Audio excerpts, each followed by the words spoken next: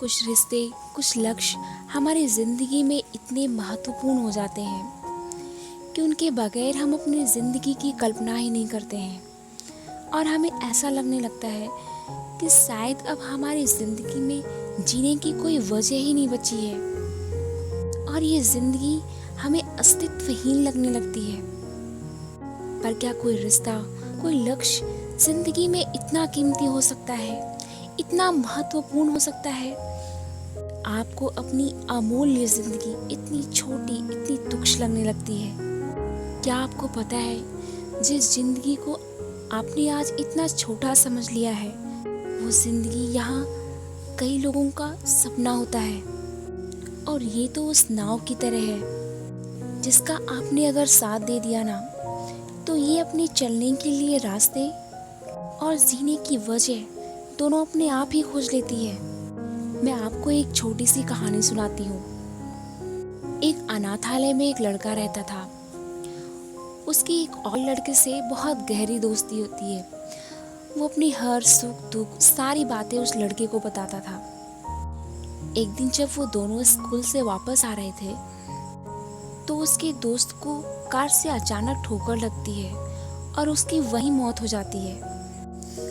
लड़का इस घटना को देखकर बहुत दुखी होता है, लेकिन समय के साथ वो अपने आप को संभाल लेता है। लड़का बड़ा होता है और उसका विवाह होता है और लड़के के जीवन में एक नया साथी आता है। लड़का उसे पाकर बहुत खुश होता है। उसका ये रिश्ता 2-3 सालों के बाद ही उसकी पत्नी को अचानक एक गंभीर बीमारी होती है और वो भी मौत की गोद में सो जाती है और ये रिश्ता ज़्यादा दिनों तक नहीं चल पाता है। इन सभी घटनाओं से वो लड़का बहुत दुखी होता है और उसे ऐसा लगने लगता है कि शायद ईश्वर ने उसके जीवन में जीने की कोई वजह दी ही नहीं है और वो हर समय आत्मग्लानि में डूबा रहता है। एक दिन वो इन्हीं सब बातों को सोचता पेड़ के पास बैठा था और गलती से उसका हाथ उस पेड़ पर पहुंचा। उसे कुछ भी याद नहीं था और उसने उस पेड़ को उखाड़ दिया। जैसे ही उसके हाथ में वो पेड़ आता है, वो बहुत दुखी होता है और सोचता है कि मैंने अपने दुख के कारण इस छोटे से पेड़ को उखाड़ दिया, और वो उसे फिर से लगाने में जुट जाता है। धीरे धीरे उसका पेड़ बड़ा होने लगता है। अब वो अपना सारा समय उस पेड़ की सुरक्षा में देना लगता है। वह रोज सुबह उठता, उस पेड़ को जल देता, उसे खाद पानी देता और वो सारा समय उसकी सुरक्षा में ऐसे ही व्यतीत कर देता था।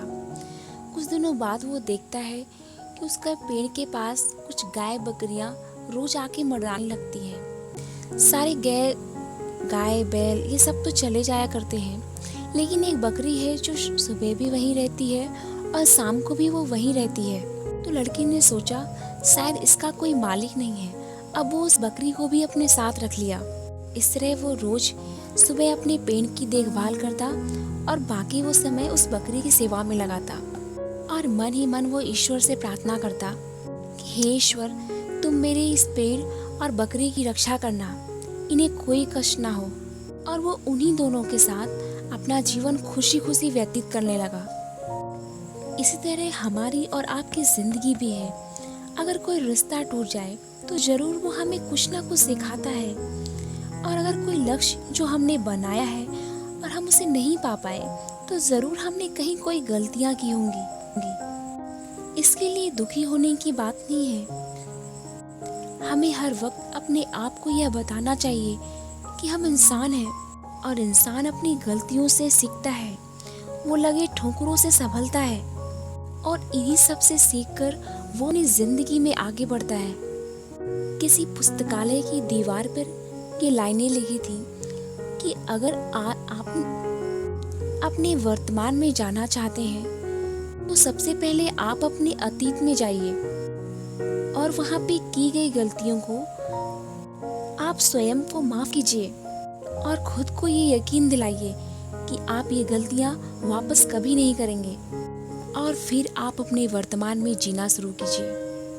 अपनी जिंदगी में फिर से नए रिश्तों को मौका दीजिए, लक्ष्य का चुनाव कीजिए और अपनी जिंदगी में आगे बढ़िए।